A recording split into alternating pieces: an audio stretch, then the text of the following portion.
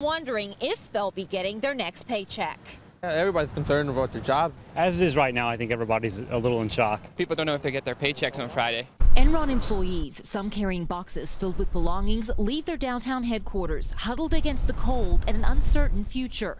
News of the demise of the merger between Enron and Dynegy left many in shock. People are surprised, they're shocked at the way that things went from here to there so quickly.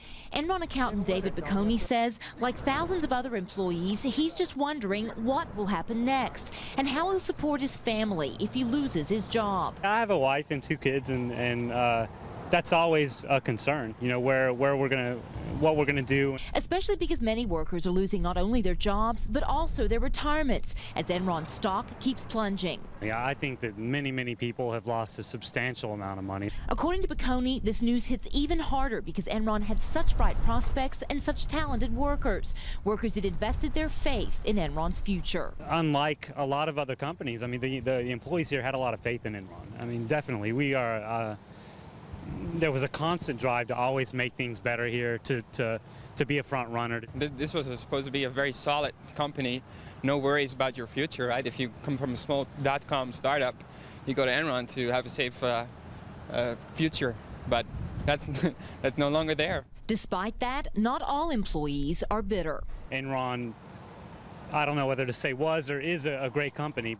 But some Enron employees say they are still hopeful that both their company and their jobs can be salvaged somehow. In downtown Houston, Suzanne Bose, News 2 Houston.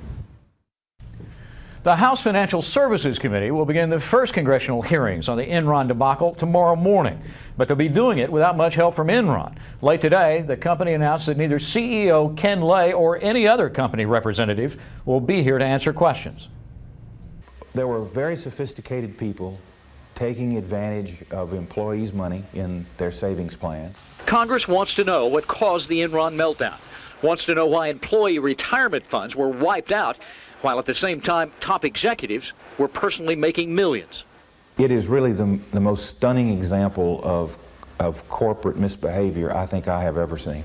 Committee members will be focusing on what they describe as the company's overstated earnings, mishandling of the 401k plan, possible securities fraud, and accounting irregularities. I have grave concerns that there were actions taken that were not only inappropriate but perhaps fraudulent, for which there should be criminal consequences. The House Financial Services Committee is just one congressional panel investigating Enron. The Energy and Commerce Committee has already sent investigators to Houston to interview Enron executives. Today, the committee asked Enron CEO Ken Lay to turn over thousands of documents. Early next year, the committee will begin holding its own hearings. We want to hold their feet to the fire, and if there is some criminal activity, then obviously I want the Justice Department, who is investigating, Department of Labor, do their job. Representative Richard Baker says if Enron